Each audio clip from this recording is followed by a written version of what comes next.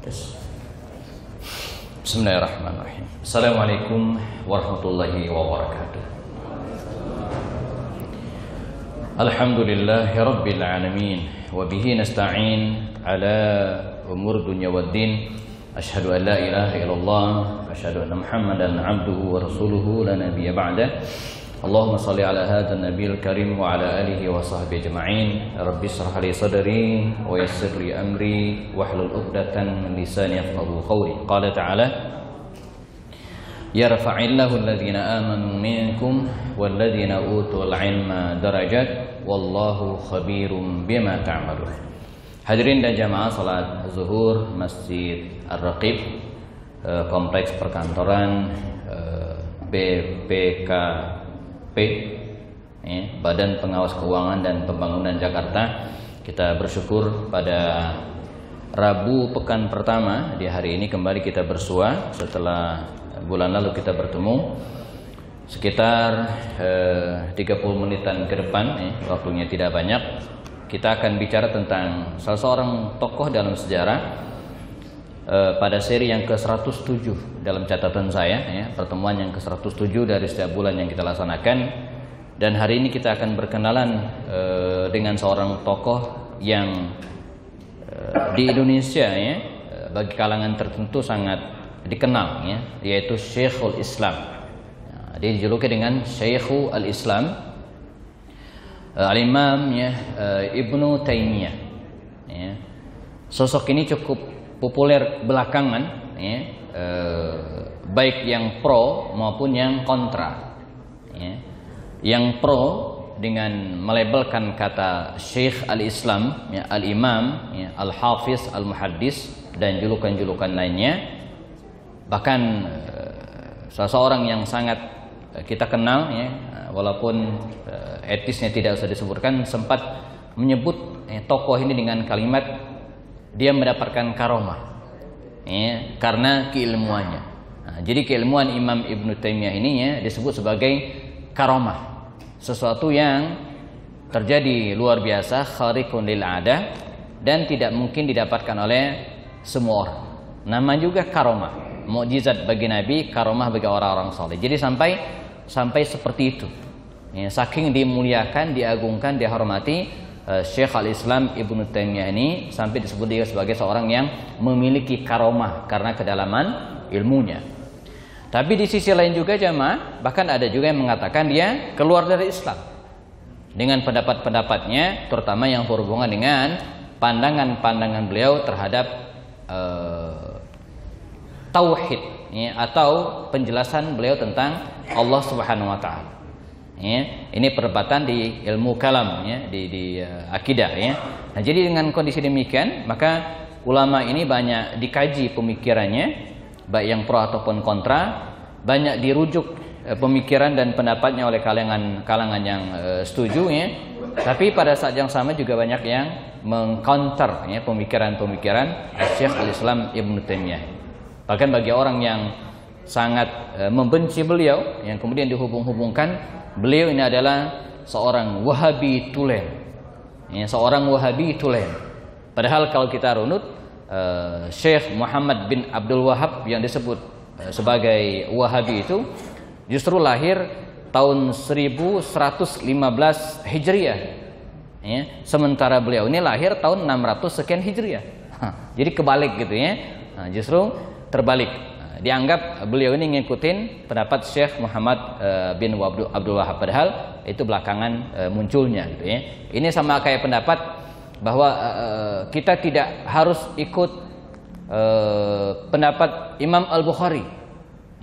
Mengapa? Karena para imam mazhab saja seperti Imam Syafi'i enggak pernah mengikut pendapat Imam Bukhari. Lah iyalah, Imam Syafi'i lebih dulu hadir daripada Imam Bukhari, gimana dia mengikut gitu, Nah, ini nggak ngerti sejarah, Nah, baik, Al-Imam Ibnu Taimiyah, saya kasih title, lama di penjara namun melahirkan banyak karya. Jadi di penjara sampai 4 kali keluar masuk jamaah. Mengapa demikian? Karena ditangkap oleh pemerintah yang berkuasa pada waktu itu, masih kekuasaan Bani Abbasiyah, dan karena sikap kritis yang luar biasa terhadap pemerintah. Nah, yang justru menariknya, mereka yang pro dengan beliau ini sekarang justru banyak yang menjadi label pemerintah, ya, atau tidak berani mengkritik pemerintah karena itu bagian dari sikap membangkang terhadap pemerintah. Padahal beliau sendiri sampai 4 kali dipenjara karena mengkritik kebijakan-kebijakan pemerintah pada waktu itu. Yang menarik juga bahwa beliau mengkritik pemerintah sampai dipenjara, yes. Tapi pada saat yang sama kita juga menemukan kisah bagaimana beliau memimpin pasukan perang gitu kan, melawan pasukan Mongol yang ingin meruntuhkan kekuasaan Islam pada waktu itu. Nah, jadi ini unik gitu ya. Di satu sisi dia tegas berani terhadap pemerintah, ya, tapi pada saat yang lain ketika ada pihak luar yang ingin menghancurkan pemerintah, dia berada di front terdepan, membela pemerintahan Islam pada waktu itu. Jadi sikap yang sangat objektif, kalau buruk dia katakan salah gitu kan, ya, kalau tidak setuju, dan sebaliknya. Kalau ada orang yang ingin menghancurkan pemerintah Islam, ya, dia berada di front terdepan. Bahkan beberapa sejarawan mengatakan dia menjadi panglima perang itu sendiri ketika menghadapi pasukan Tartar pada saat itu. Ya. Nah, kita akan bahas Syekh al-Islam Ibnu Taimiyah. Beliau ini lahir dari keluarga ilmuwan, ya, pada tahun 661 Hijriah. Nah, artinya era pemerintahan Bani Abbas ya. Setelahnya ya, setelah runtuh Bani Abbas ya, karena Bani Abbas itu runtuh tahun 565 Hijriah. Ya. Jadi era kerajaan-kerajaan kecil yang berkuasa pada waktu itu ya, sebelum berdirinya kerajaan Turki Utsmani. Karena kalau kita rujuk ke tahun Sultan Muhammad Al-Fatih menaklukkan benteng Konstantinopel itu tahun 1453 Hijriah, 1453 Masehi. Sementara beliau lahir 1263 Masehi. Ya. Jadi sezaman dengan ya kira-kira berdirinya kerajaan Majapahit lah kalau di Indonesia. Beliau lahir abad ke-12 Masehi, ya, atau abad ke-7 Hijriah. Islam sudah masuk ke Indonesia pada waktu itu ya. Di sebuah desa namanya Harran ya. Harran saya sempat googling gitu ya, pakai map di mana kira-kira Harran ini. Harran ini sebuah wilayah ya, dulu ya, barangkali masuk wilayah Syam. Ya. Namun sekarang karena berada di bagian utara itu masuk wilayah Turki karena sudah nyebrang ke wilayah Turki. Ya. Maka beliau suka dipanggil dengan Al-Imam ya, Taqiyuddin ya, julukannya Taqiyuddin Ahmad bin Abdul Halim Al-Harrani karena beliau lahir di kota Harran Ad-Dimashqi karena bagian dari kota Damaskus dulu. Ya, sekarang dulu Damaskus itu adalah mercusuarnya kekuasaan kaum muslimin di era pemerintahan Bani Umayyah. Kalau sekarang sudah hancur lebur, ya, apalagi ketika perang berkepanjangan tidak pernah henti di daerah Suriah hari. Jadi dulu masuk wilayah kekuasaan Syam dan menjadi ibu kota wilayah Syam. Syihabuddin As-Salam ya, ayahnya dan imam seorang ulama besar juga yang punya kedudukan mulia ya, di Masjid Agung Damaskus pada waktu itu ya. Kemudian kakeknya juga demikian, Syekh Majduddin ya, Al-Barakat Abdus Salam, juga dikenal sebagai seorang ulama ahli tafsir ya, seorang muhaddis ahli hadis dan seorang ahli fikih. Jadi beliau ini ayahnya, kakeknya, ya, pamannya, bahkan saudara-saudaranya ini adalah orang-orang yang berilmu.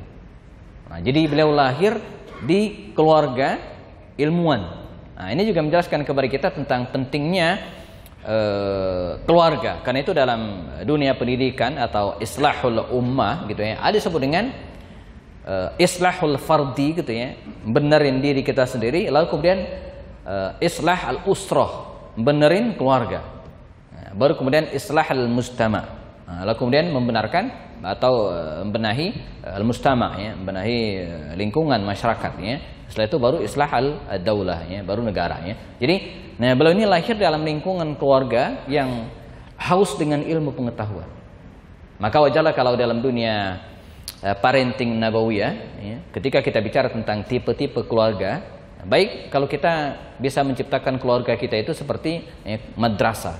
Jadi keluarga itu kita jadikan sebagai sekolah, kampus. Kan ada orang yang keluarganya seperti keluarga kuburan, diem aja nggak ada kehidupan gitu ya. Ada itu seperti rumah yang gede mewah, besar. Tapi tidak ada kehidupan di situ. Entah orangnya emang sibuk semua gitu kan, atau keluarganya emang dikit gitu kan, nggak ada siapa-siapa, sehingga rumahnya seperti kuburan. Tak terdengar untaian Quran, tidak ada canda, tidak ada kehidupan. Atau ada juga seperti keluarga rumah sakit gitu ya, tipe keluarga rumah sakit. Gimana tipe keluarga rumah sakit, Pak? Jadi ada yang dirawat, atau ada tipe keluarga seperti bioskop, dari pagi sampai sore gitu kan, tayang terus film, atau seperti diskotik gitu kan. Nah enggak, kita ciptakan keluarga seperti madrasah. Nah, jadi rumah kita itu seperti sekolah. Karena itu sarana dan prasarana belajar juga harus disiapkan. Di situ ada perpustakaannya, di situ ada papan tulisnya bila perlu gitu kan. Di situ ada sarana pendidikan sehingga keluarga itu menjadi keluarga ilmuwan, berilmu. Terus ada proses belajar dan mengajar dalam rumah tersebut. Baik. Menimba ilmu sejak kecil karena emang dari keluarga ilmuwan gitu ya, yang haus dengan ilmu, maka Imam Ibnu Taimiyah ini sudah menunjukkan kesungguhan dan kegigihannya dalam belajar, terutama belajar dari orang-orang dekatnya. Lalu kemudian belajar kepada beberapa guru. Kalau kita lihat slide berikutnya, dia belajar kepada banyak guru. Makanya kita jangan fanatik dengan satu guru, jemaah. Sering saya ulang-ulang kalau kita kaji serial para ulama sebelumnya gitu ya, bahkan ada Imam Bukhari, Imam Muslim, para ulama hadis dan seterusnya, kita akan menemukan bagaimana mereka itu punya banyak guru. Tidak cukup dengan berguru pada satu orang. Maka mengherankan kalau ada guru gitu ya, yang mengajarkan kepada muridnya agar muridnya tidak mengambil ilmu dari guru yang lain, cukup dengan diri saja. Ini kata lain dari sombong gitu ya. Jadi dia melarang murid-muridnya, melarang jamaahnya mencari ilmu dari ustadz yang lain, cukup dengan dirinya saja. Padahal seseorang itu diberikan kelebihan dan kekurangan oleh Allah SWT. Ada orang yang pakar hadis gitu ya, kita harus menimba ilmu hadis dari dia. Ada orang yang pakar tafsir misalnya, ada orang yang ahli sejarah, ada orang yang ahli bahasa Arab misalnya kan. Saya terus terang ada ustadz saya dulu yang sangat luar biasa dalam bahasa Arabnya, dan dia walaupun dengan cara yang kadang saya tidak setuju, sering mengkritik beberapa ustadz terkenal hari ini yang salah dalam mentasrif. Mentasrif itu artinya mengeluarkan akar kata, asal muasal kata. Dan kita akui dia seorang yang sangat ahli dalam ilmu sorof, salah satu cabang ilmu bahasa Arab. Ada orang seperti itu, ada. Jadi kita tidak cukup dengan mencukupkan satu guru saja. Sejak umurnya menginjak 8 tahun, kata Dr. A'id Al-Qarni, salah seorang ulama Arab Saudi yang belakangan muncul namanya karena ungkapan-ungkapan yang juga agak kontroversi gitu ya. Dia mengatakan bahwa sejak umurnya menginjak 8 tahun, Imam Ibnu Taimiyah ini sudah mengguling-gulingkan wajah di tanah saat fajar sambil berkata, dia berdoa, "Ya Allah," katanya, "wahai yang mengajar Ibrahim, ajarilah aku, wahai yang memberikan pemahaman pada Sulaiman, pahamkanlah aku." Intinya apa? Kehausannya terhadap ilmu pengetahuan luar biasa, bahkan sejak dia dari kecilnya. Pada usia 17 tahun dia sudah diberikan kesempatan oleh gurunya untuk memberikan fatwa, memberikan jawaban atas permasalahan-permasalahan umat yang dihadapi pada waktu itu. Karena itu dengan sangat cepat dengan belajar kepada banyak guru tadi, Syekhul Islam Ibnu Taimiyah ini dalam waktu singkat dia sudah menjadi guru bagi banyak orang, khususnya di daerah Damaskus dan sekitarnya, khususnya di kota Damaskus. Dan karena itu lahirlah dari tangan-tangan beliau ini beberapa ulama yang pernah kita bahas. Misalnya pada bulan lalu kita bahas Imam Ibnu Qayyim Al-Jauziyah, Imam Ibnu Katsir, dan beberapa ulama terkenal lainnya yang lahir dari tangan-tangan dan didikan seorang Syekh Ibnu Taimiyah yang sedang kita bahas. Dan kemampuannya dalam berbagai bidang ilmu. Jadi Dr. Adyan Husaini itu dalam sebuah perkuliahannya sempat menyindir, orang kita itu atau dalam metode pendidikan barat, kata beliau, semakin tinggi seseorang menempuh pendidikan, maka dia semakin bodoh katanya. Kok bisa Ustaz? Iya. Jadi dia mengibaratkan begini. S1 misalnya. fakultas kedokteran, ini contoh saja. S1 fakultas kedokteran. Sehingga ketika dia S1, dia masih bisa ngobatin banyak pihak. Bahkan hewan pun dia obatin. Ya. Tahu misalnya setelah itu ngambil S2, biasanya lebih khusus lagi tuh. Kalau tadi fakultas kedokteran, maka dia fakultas kedokteran dan kemudian ngambil penyakit dalam misalnya. Ya. Jadi semakin tinggi ilmu Pak, dia semakin mengkerucut gitu kan, takhasus. Ya. Nah, kalau ulama-ulama dulu enggak. Ya, semakin dia banyak belajar, maka dia semakin menguasai banyak hal. Maka kita temukan para ulama dulu, ya, mereka ahli di bidang tafsir, ahli di bidang hadis, ya, bahkan ilmu-ilmu umum juga. Mungkin suatu saat kita akan bahas ulama-ulama yang dikenal sebagai penemu-penemu ilmu umum. Misalnya kita akan bicara nanti Al-Khwarizmi misalnya. Siapakah Al-Khwarizmi? Atau misalnya Jabir ibnu Hayyan misalnya, seorang ahli kimia yang terkenal itu. Ya, atau mungkin nanti kita akan kenal dengan namanya Muhammad Rais, ya, ilmuwan Andalusia yang pertama kali menemukan benua Amerika jauh sebelum Christopher Columbus menemukan tempat tersebut. Jadi hampir 80 tahun sebelum Columbus, ya, nyasar di benua Amerika, maka ilmuwan Muslim bernama P.P. Rais atau Muhammad Rais telah membuat peta sangat detail. Suatu saat kita akan bicarakan. Jadi mereka ada ilmuwan umum, tapi mereka menguasai ilmu agama juga. Demikian juga dengan Imam Ibnu Taimiyah. Ya. Baik. Yang menarik juga dari beliau ini, nakumullah, ya, penulis yang sangat produktif. Ya. Dikisahkan Imam Ibnu Taimiyah ini telah menelurkan lebih kurang 4.000 naskah, ya, 4.000 nuskhah, ya, 4.000 lembar kalau hari ini, ya. Dan kalau dibuat buku dijilid itu, ya, ada sekitar 300 jilid buku. Ya.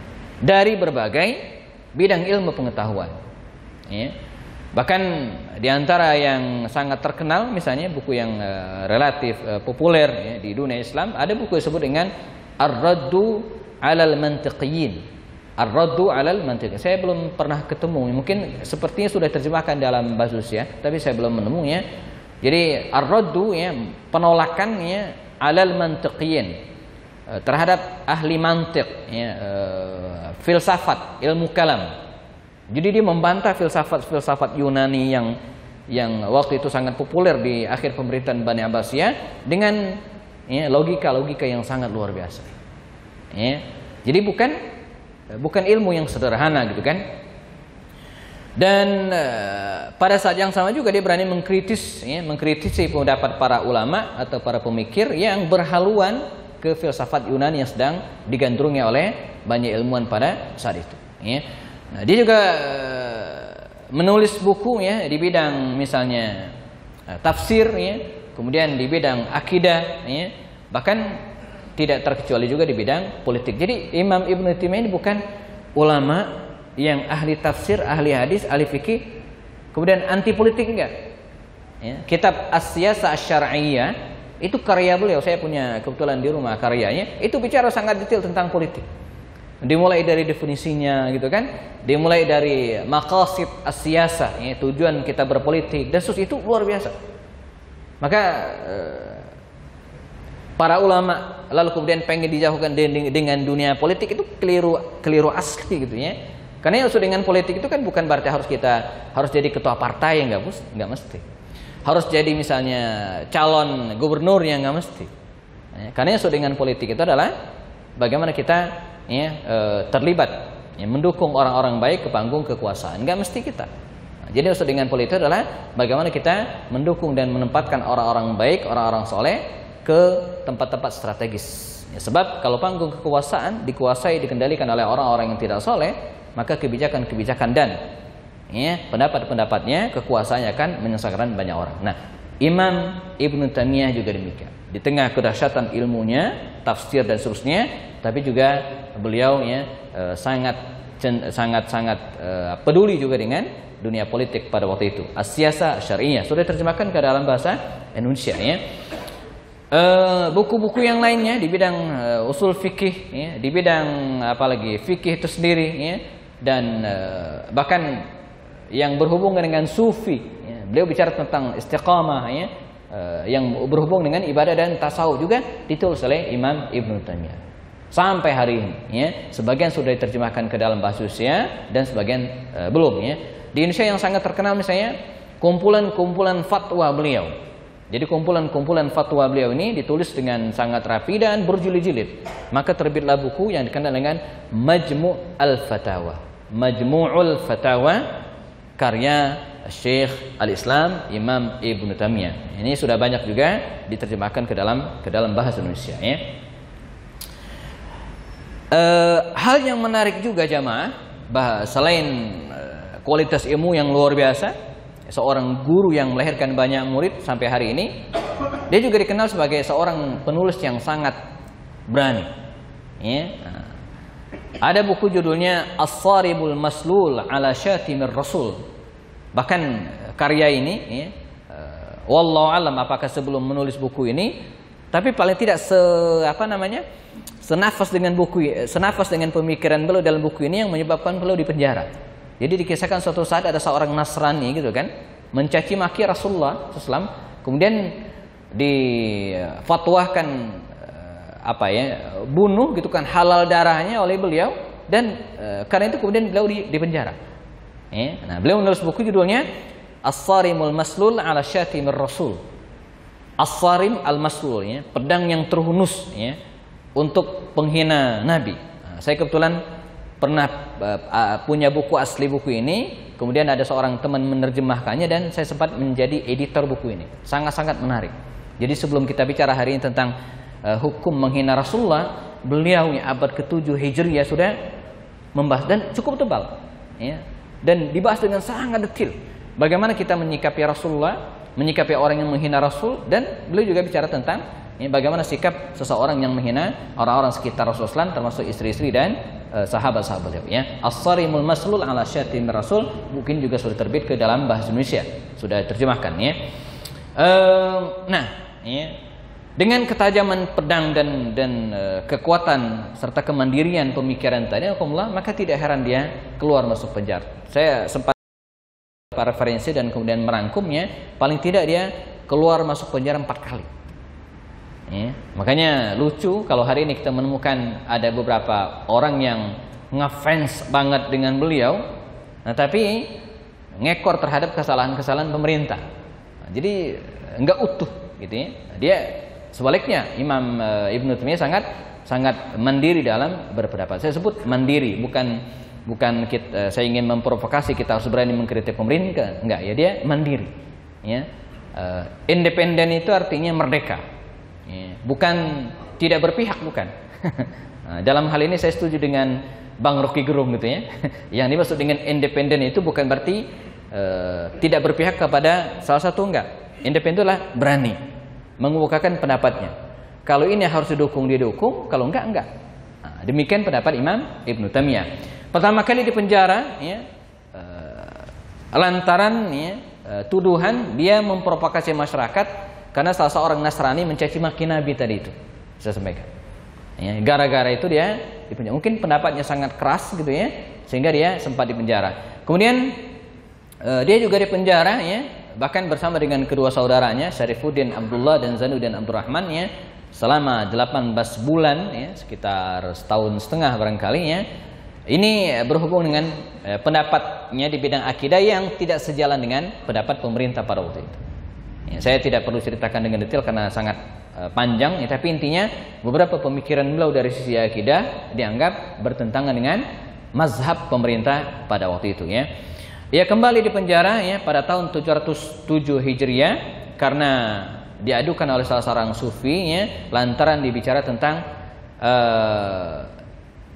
sikapnya yang sangat keras dan mengkafirkan orang yang berpendapat tentang wahdatul wujud.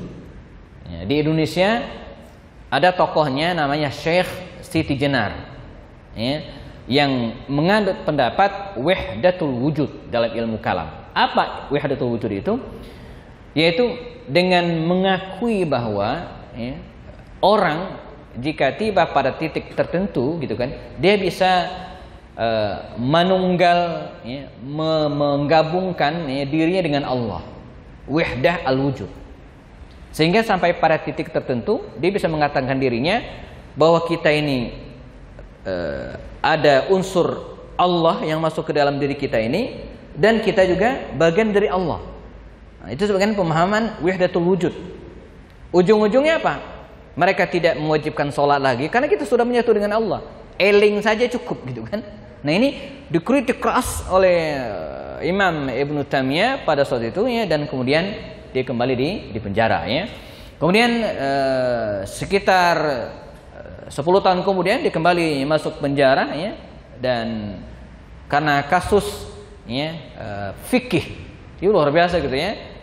Masalah fikih ya, permasalahan talak, masalah cerai, apakah sumpah seseorang itu gitu kan, ketika dia bersumpah untuk tidak menggauli istrinya lagi ya, apakah itu termasuk talak atau tidak ya. Jadi hal-hal seperti itu, dan berlawanan dengan mazhab ya, pemerintah pada waktu itu, dan dia pun dipenjara ya. Jadi dia hidup pada masa yang sangat otoriter ya. Jadi setelah runtuhnya dinasti Abbasiyah, kemudian kaum muslimin berada pada fase yang tidak jelas sebelum berkuasanya kekuasaan Turki Utsmani. Nah, jadi beliau hidup pada fase itu, sehingga beliau juga memberikan fatwa yang pernah sangat kontroversi ya. Beliau membolehkan gitu kan, pasukan Tartar pada waktu itu yang menyerbu Baghdad dan sekitarnya untuk mengkonsumsi minuman keras. Jadi dia bukan sengaja membolehkan kaum muslimin gitu kan jualan minuman keras. Gimana enggak kontroversi coba? Tapi jualnya kepada orang-orang kafir itu ya. Ini walaupun saya tidak setuju, tapi kita pernah dihebohkan 3 atau 4 bulan lalu ya, ada seorang anggota dewan, sebut saja demikian ya, yang pernah memunculkan idenya membolehkan nanam ganja lalu kemudian diekspor keluar.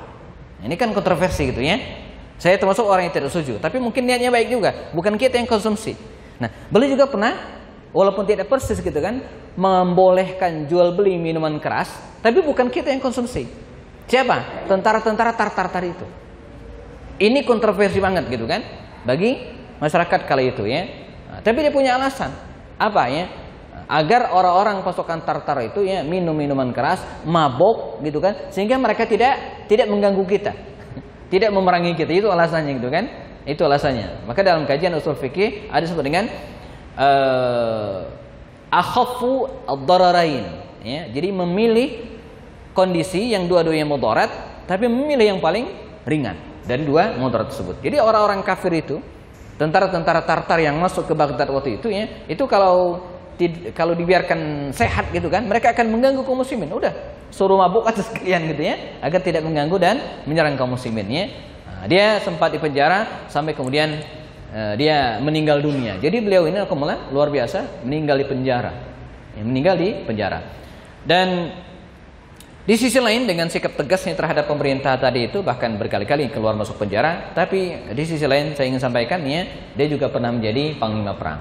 Ya, pada tahun 699 Hijriah ya, sebelum tahun 700 Hijriah, dia sempat memimpin beberapa kali peperangan melawan pasukan ya, Tartar ya, karena runtuhnya Daulat Abbasiyah itu karena diserang oleh pasukan Tartar ya. Saya sempat berusaha untuk menghubungkan, dan mungkin pernah saya sampaikan itu fasenya atau masanya sama. Jadi di Mongol itu Pak, di daerah Tibet ya, itu ada sebuah kabilah namanya kabilah Tartar. Mongol sangat bengis, hobi mereka perang.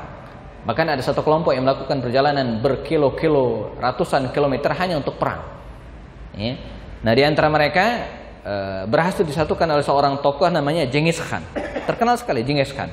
Nah, keturunan Genghis Khan ini ada namanya ya, Hulagu Khan. Nah, grupnya, kelompoknya Hulagu Khan inilah yang menyerang Baghdad dan menghancur leburkan kaum muslimin pada tahun 656 Hijriah ya, atau tahun 1259 Masehi. Maka runtuhlah Baghdad. Nah, di Indonesia ada juga masih keturunan yang sama, namanya Kubilai Khan. Nah, inilah yang menghancurkan kerajaan Nusantara pada waktu itu ya, yang kita kenal dengan Kertanegara yang sempat dikudeta oleh Jayakatwang atau Kediri Baru dan dihancurkan. Walaupun belakangan berhasil diusir dan dimusnahkan oleh Raden Wijaya, lalu berdiri kerajaan Majapahit. Itu satu fase runtuhnya Baghdad dan berdirinya kerajaan Majapahit. Nah, pada masa itulah Imam Ibnu Taimiyah ini hidup. pada masa tersebut ya, di masa di mana kondisi kaum muslimin sangat buruk ya. Nah ini yang penting ya. Di tengah hiruk pikuk ilmu pengetahuan, jihad, kemudian melahirkan banyak karya, sangat produktif, muridnya banyak, ternyata sampai meninggal dunia belum membujang. Ya, ini mungkin nggak mesti diikutin Pak ya. Jadi hidup membujang sampai meninggal dunia, ya, dia tidak sempat menikah. Banyak analisa mengatakan mengapa beliau tidak sempat menikah. Pertama, ya, hukum nikah itu sendiri bertingkat. Bisa wajib, bisa sunnah, bisa makruh, bahkan bisa jadi haram. Jadi kita tidak bisa memvonis orang, ada orang yang nggak nikah gitu kan, kemudian kita katakan haram, yang enggak. Kita tidak ngerti kondisinya seperti apa gitu ya. Nah, Imam Ibnu Taimiyah ini sampai kemudian meninggal dunia ya, dia tidak menikah ya. Mungkin karena kesibukannya yang luar biasa tadi sehingga dia tidak sempat menikah, namun bukan berarti dia anti pernikahan. Mohon maaf, Arabnya agak berantakan ya. Ini saya ketik, saya bikin slide-nya di komputer, PC di rumah. Saya masukkan di hard disk eksternal ya. Tadi pagi saya pindahin kemari, jadi berubah. Ini laptop anak saya ternyata belum mu'allaf ya, belum bersyahadat. Jadi dia nggak bisa baca Arab. Itu berantakan Arabnya ya. Tapi intinya apa? Dia mengatakan ketika seorang sudah perlu nikah, yahtaju ila nikah ya, dan khawatir ya, terjerumus pada keburukan, maka dia harus menikah. Maka Sayyid Sabiq ya, dalam kitab fikih sunnahnya itu yang menyebutkan hukum nikah itu 5. Pertama, bisa jadi wajib ya, dia sudah mampu menikah dan keinginan ada untuk menikah, khawatir terjerumus pada perbuatan zina, apalagi seperti zaman sekarang gitu kan, maka dia harus menikah, wajib menikah ya. Atau bisa jadi dia sunnah, sudah mampu menikah gitu kan, tapi belum dia khawatirkan akan terjebak pada perbuatan zina, maka dia tetap sunnah menikah ya. Ada yang mubah. Mubah itu apa ya? Dia sudah kesanggupannya untuk menikah ya, belum begitu maksimal ya. Misalnya baru lulus kuliah, kerjaan belum jelas gitu kan. Nah, kemudian pada saat sama juga dia juga tidak khawatir terjebak pada perbuatan zina, maka ini mubah-mubah saja. Dia mau nikah silakan ya, mau menunda juga nggak masalah ya. Nah, tapi ada juga yang haram. Yang haram itu apa misalnya? Nikah lagi ya. Menelantarkan istri tua dan menyengsarakan istri muda. Nah, itu haram itu ya. Bisa jadi gitu ya. Atau yang belum menikah sama sekali misalnya, sudahlah hidupnya masih luntang-lantung, usianya juga masih belasan tahun gitu kan. Dan kondisi juga tidak tidak menghajatkan dia atau tidak membuatnya terjebak pada perbuatan zina, maka dalam hal ini mungkin sebaiknya dia menunda pernikahan. Ya. Nah, jadi hukum menikah itu bisa bertingkat-tingkat sesuai dengan kondisi seseorang. Walaupun terus terang zaman sekarang ya, saya sarankan dan ini nasihat untuk diri saya sendirinya, jangan lama-lama membiarkan ya anak kita menjomblo gitu kan. Ini zaman fitnah, zaman yang lebih dahsyat dari zaman kita dulu. Saya ingin menghayal zaman kita dulu Pak, di tingkat SD yang umuran saya, yang lahir 75-an ya, 7 atau sebelum 80-an ya. Mohon maaf ya, dulu ya, terutama kita yang tinggal di kampung-kampung ya, di kelas 3, kelas 4 SD. Ini contoh saja ya, ini contoh ya. Mau mencari gambar porno waktu itu sulit Pak. Di mana cari yang ada? Tapi sekarang anak-anak kita hari ini, wah, ya, tinggal pencet handphone, ketik apa yang ingin kan keluar semua gambar-gambar dan video. Jadi fitnah hari ini luar biasa. Maka benar kalau Ustadz Arifin Ilham almarhum itu ya buru-buru menikahkan anaknya di usia yang masih sangat muda gitu kan. Dulu saya punya seorang bos ya, dia pengen menyekolahkan anaknya laki-laki Pak ke negara saya lupa Jerman atau Perancis waktu itu, saya lupa antara dua ini ya. Tamat SMA Pak, S1. Sebelum berangkat dikawinkan, dinikah ya. Dia datang ke kantor, kita diundang waktu itu. Saya bilang, baru tamat SMA Pak, nganggur setahun, kemudian diberangkatkan ke negara Eropa, nikah. Iya. Saya kalau diberangkat sendirian, hidup di negara Barat Eropa saya nggak tenang. Ya.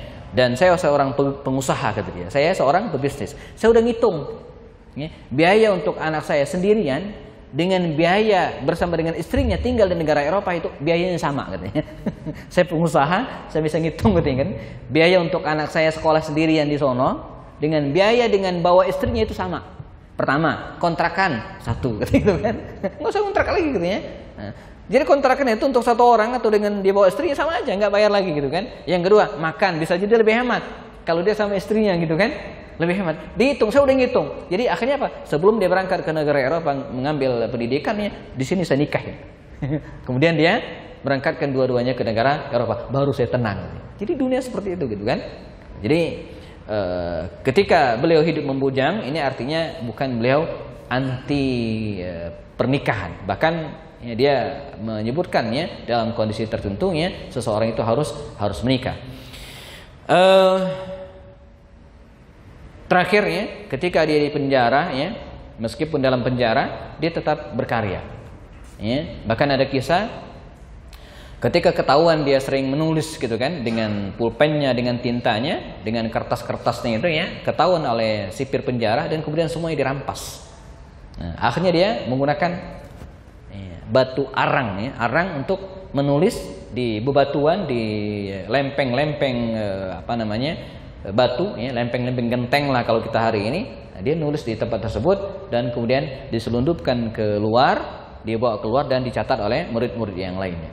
Nah, ini persis seperti Syahid Sayyid Qutb gitu ya, ketika di penjara Pak, dipenjara oleh pemerintahan Mesir pada waktu itu ya, dilarang untuk menulis gitu ya, tapi dia tetap menulis ya, nulis di lembaran kertas karena zamannya sudah sekarang ya, dan kertas tersebut dilipat sekecil mungkin, diselipkan di saku orang-orang yang besuk ke dia gitu kan, dan kemudian keluar dicatat ulang dan terbitlah buku yang terkenal dengan Fi Zilalil Quran.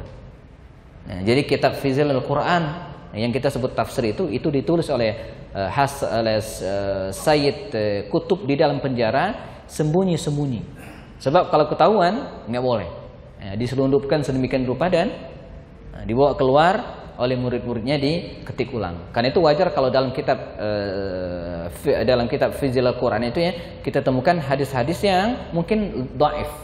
Karena beliau menulis di luar di luar kepala gitu kan. Kalau saya nulis kan bisa dicek di komputer, di laptop ya, cek hadisnya sahih atau tidak. Kalau beliau kan nggak bisa, di dalam penjara gitu kan.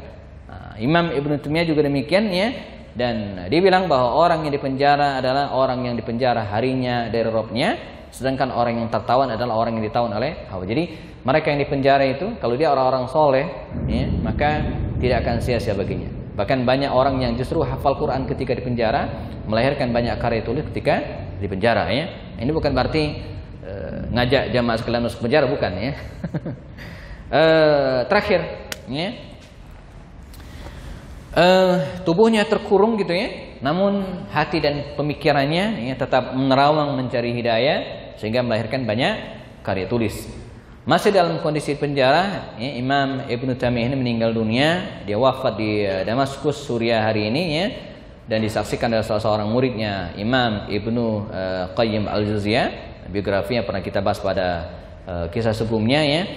Dan karena dia dipenjara bersama dengan muridnya ini, jadi tahu persis ya, Imam Ibnu Al-Qayyim Jauziyah ini ya, atau Imam Ibnu Qayyim Jauziyah dipenjara, dan dia lihat gurunya itu ketika akan meninggal itu sedang baca surat Al-Qamar, dan tiba pada kalimat innal muttaqina fi jannati wa nahar fi maq'adi sidqin inda malik muqtadir. Dia dipenjara 2 tahun 3 bulan dan sakit beberapa hari, dan kemudian dia meninggal dunia di penjara. Yang menarik, slide terakhir ya, dia disolatkan oleh ribuan orang. Nah, disolatkan oleh ribuan orang ya. Dia dimakamkan ba'da asar ya, setelah sholat asar. Namun ya, dari zuhur itu orang tidak pernah berhenti mensolatkan beliau ya. Para wanita ya keluar rumah mensolatkan beliau ya. Ada yang memprediksi ya, para lelaki yang ikut hadir dalam proses sholat dan kemudian memakamkan itu sampai 100.000 pelayat, 100.000 orang, dan maksud guncang gitu ya, dan riuh, semua orang keluar mendoakan Syekh Imam Ibnu Taimiyah ini. Terakhir sebagai penutup, karena sudah jam 1 lewat, Imam Ibnu Taimiyah sudah meninggal dunia dan tidak ada lagi di hadapan kita. Dia meninggal tahun 728 Hijriah. Namun ya, karyanya, pemikirannya tetap abadi sampai hari ini dan jadi rujukan bagi kita. Satu hal yang harus kita ingat, bahwa beliau adalah manusia ya, yang mungkin bisa benar dan sangat mungkin juga bisa salah. Karena itu kalau kita menemukan pendapat-pendapat beliau yang berbeda dengan pendapat ulama yang lain dan kita anggap salah, wajar, dia manusia sebagaimana ulama-ulama yang lainnya. Tapi tidak kemudian membuat kita memakinya, mencacinya dan menyebutnya keluar dari Islam, fasik dan seterusnya. Dan sebaliknya kalau kita menemukan pendapat-pendapat yang bagus dari diri beliau, kita ambil, tapi kemudian tidak sampai memberikan pujian yang berlebihan kepada beliau dengan menyebutnya beliau tidak pernah salah seterusnya. Kita dudukan ya posisi Imam Ibnu Taimiyah ini sebagai seorang ulama dengan banyak karya, dengan ilmu yang luar biasa. Namun sebagai manusia dia juga mungkin salah dan mungkin memiliki pendapat yang berbeda dengan ulama-ulama yang lain. Jadi kita harus bijak ya. Baik, kita cukupkan di sini jamaah tentang sekilas tentang biografi Imam Ibnu Taimiyah rahimahullah. Semoga kita bisa mendapatkan inspirasi dari kehidupan beliau ini. Jazakumullah khair. Ada pertanyaan?